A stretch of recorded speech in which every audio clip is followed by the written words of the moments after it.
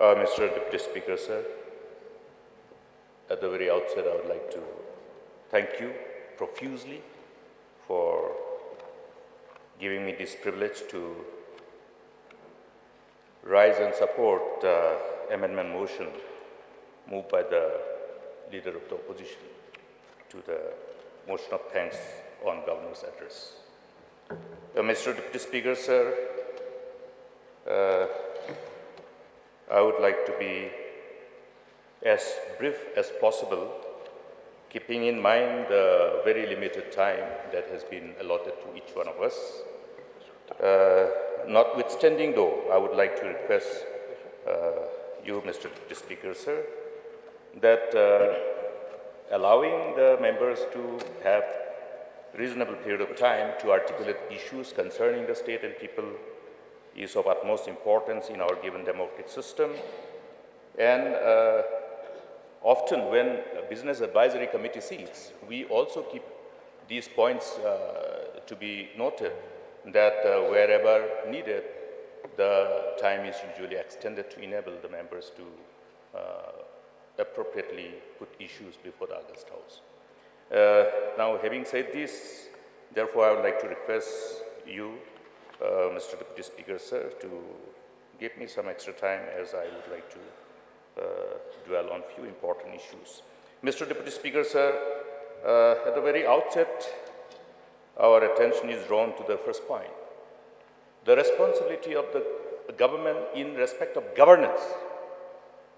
And since we are talking about the governor's address, which usually revolves around the approach to governance and the policies thereof, we will have enough time to discuss about schemes, developmental issues to respective constituencies and districts as we participate and deliberate in course of our budget discussion.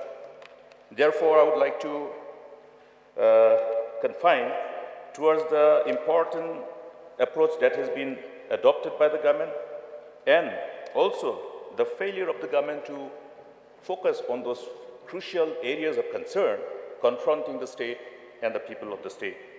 Number one is in regard to the focus of the government towards effective, efficient, accountable government. And this is very crucial, because as we assume power, along with power comes the responsibility. Responsibility of doing things in the right perspective, which revolves around nothing else but the interests of the people and the state. Therefore, when we look at few things that is happening across the state and things which are articulated in this governor's address, we do take a serious note of this for deliberately missing out on those important issues. Now, the issue of probity in public life, this has been issue across the nations, not only within our country. If we relook at 2014 election at the national level, was the main issue, the probity in public life, the end to corruption, as the Honorable Prime Minister has very boldly said, na khaunga, na khane dunga. These are very crucial issues. And that's the basis of the mandate. That's the basis of the hope based on which people give their whole mandate. Therefore, it is very pertinent for the government to address this concern. We have also seen in the preceding weeks what is happening. Some of our colleagues from this August House and the political parties have to draw the attention of the government pertaining to the functioning of a very important institution, the Lok Ayukta. Why is the Lok Ayukta there in the first instance? All these are issues of concern. And another thing is the issue of the illegal immigration, the influx. Have we not all come together with the complete involvement of all the stakeholders in the past? We are grateful and thankful to all the people of the state that everybody has tried to articulate their ideas, and based on exhaustive due diligence and engagement, came up with one of the very, very effective law, Meghalaya Resident Safety and Security Act. What is happening to this particular mandate of the law, which has been unanimously passed by this August House? The very enactment of that law itself has been an arduous task. It was a very, very tight rope walking as we scripted the act. And therefore, make no mistake that this law is one of the best laws that exists in the world to deal with influx, to deal with illegal immigration. Many nations, including the nations like United States of America, United Kingdom, they are still grappling around how to deal with illegal immigration. Why? Because they do not have a law like this. That's why, Mr. Speaker, sir, Mr. Deputy Speaker, sir, I would like to urge upon all in the state, including the government of the day, to give due importance to this piece of important legislation that has been enacted for the interest of our people. Let us not play politics on this. Let us not play politics. From 2018 onwards, it was only because we decided to play politics on this act at the cost of the interest of the people in the state. This act is still in almost as bad as in cold storage. Therefore, please relook at this. Let us look at the intent, which is an offshoot of a collective intent of the people, not the intent of the government of that time. It was the collective intent of the people. Therefore, Mr. Speaker, sir, please take cognizance of this whole enactment of law.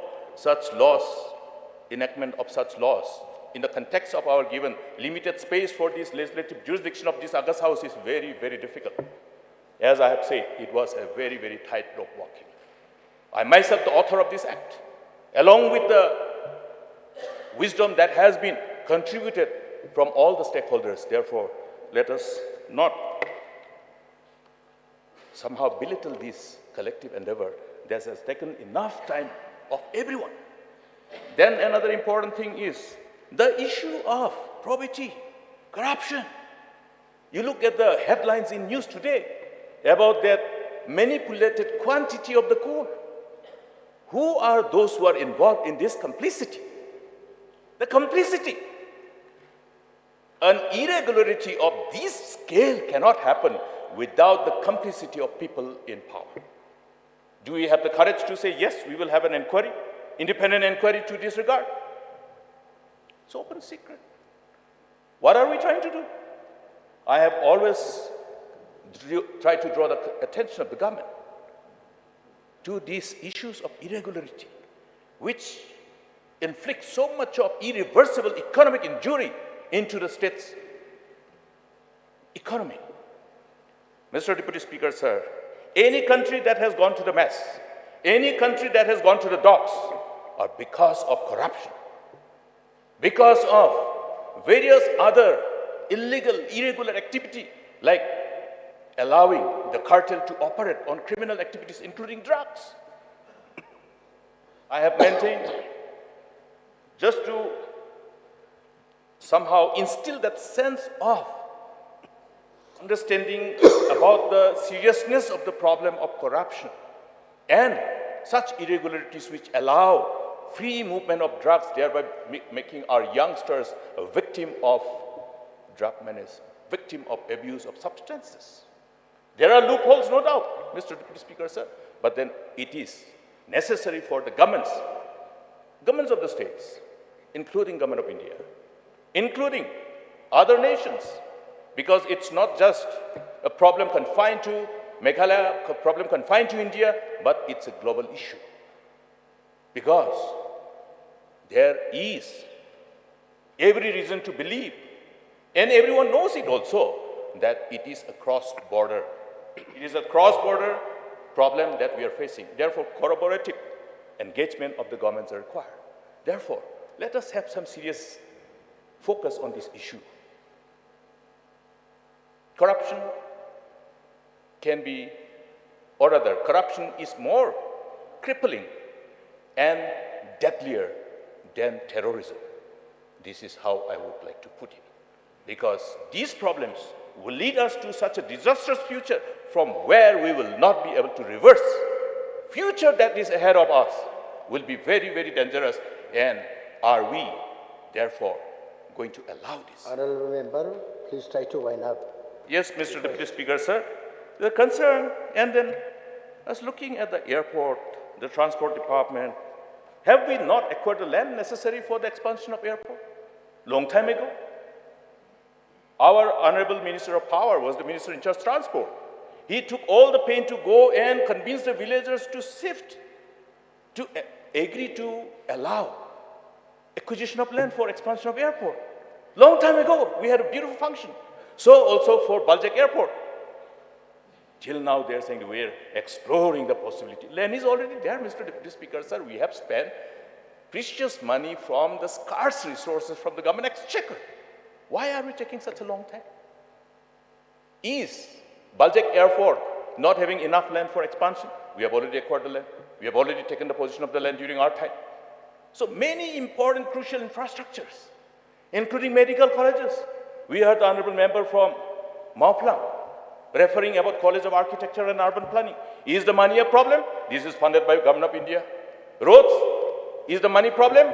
Meghalaya Integrated Transport Program. Plenty of money, which was sanctioned in 2017. Why are we still having this problem of roads with too many potholes? I went to Rongrong that day. I went to your area. Look at the menace of the road. It took me more than half an hour to navigate in that stretch of road to one particular place where I used to take 10 minutes before.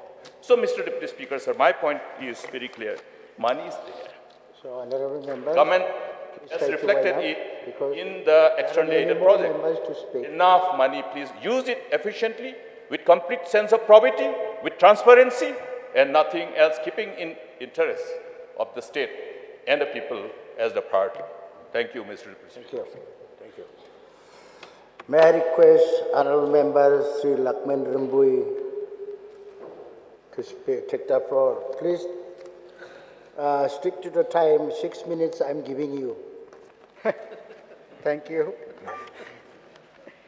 Mr. Speaker, sir, I'm very thankful to the Governor for addressing the House, elucidated the policy of the government, and I'm very thankful to the people of the state that because of the support that the government is able to do so many things with the far-sighted and the able leadership of our Honorable Chief Minister. Sir, having said that, I would like to raise some issue concern the people of the state. Number one, agriculture. It is a very shocking to see in today's question which does not come, where the production of the brome in the state in 2021 is 70,308 metric ton. And in the year 2021, the rate is 14,000 per quintal. And look at the year 2023-24, 5,000, 7,000. That means in the year 2020-21, the farmer of the state, the brome farmer of the state, they are able to generate the economy of 914 crore from brome only. And that economy, that income of the farmer, drastically come down to 450 crore last year. The loss of the farmer, of the brome farmer in the state is 450 crore in this last 1 year. How to help this farmer? The question is how to help them. They are the assets of the state. They generate the economy for the state. They earn the livelihood. So the time has come that the government should explore the possibility to have a minimum support price for the brome brome production in the state. Moreover, by tie up with TriFed, because TriFed, if I'm not mistaken, under the Vandhan Yojana, there is a program, a scheme, where the farmer, the government could fix the minimum support price. So I feel very sad with the loss of this farmer. I urge the government to look into the policy how to have that the farmer, the brome farmer of the state, have the stable income. And number two, and explore the possibility of value enhancing of this brome by setting up the processing center in Amlarem, in Penursla area, in Mausenram area, where the broom is, the people of that area, they cultivate their broom. So I urge the government to look into this issue. Number two, marketing of broom. Sir, I'm very thankful to Honorable Chief Minister and the Indian government that they brought broom on us a horticulture, agriculture produce. But it's very sad to say that till today, under what rules that this council still collect tax on broom, which I think the government should should issue order to the Deputy Commissioner to stop this illegal collection of tax on broom by this council on the highway.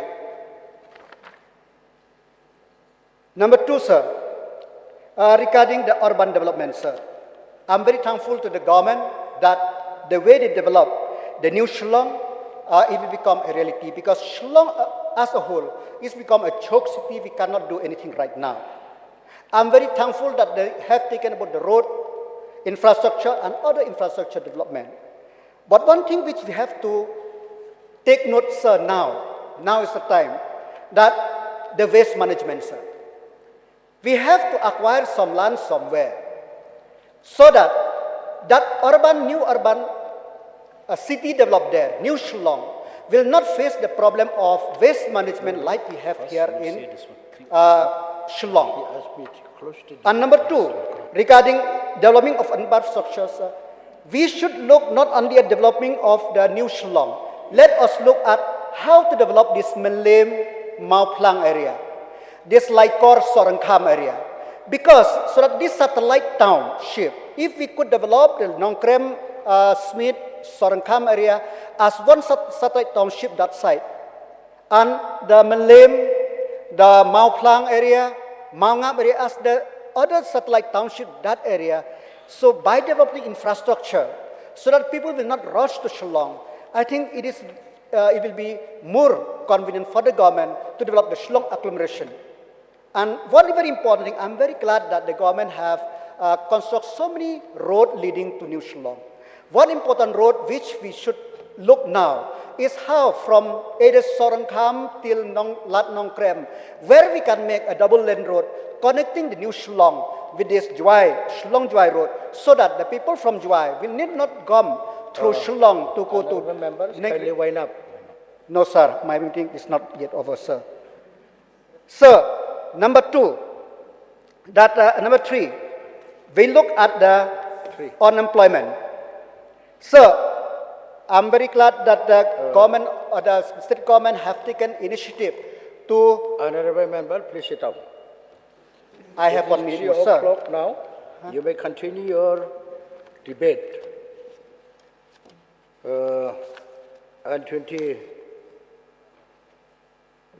debate on Governor address on 21st February. You may continue. Since as there is no further business before the House for today, the House stands adjourned till 10 a.m. Tuesday on 20th February 2024.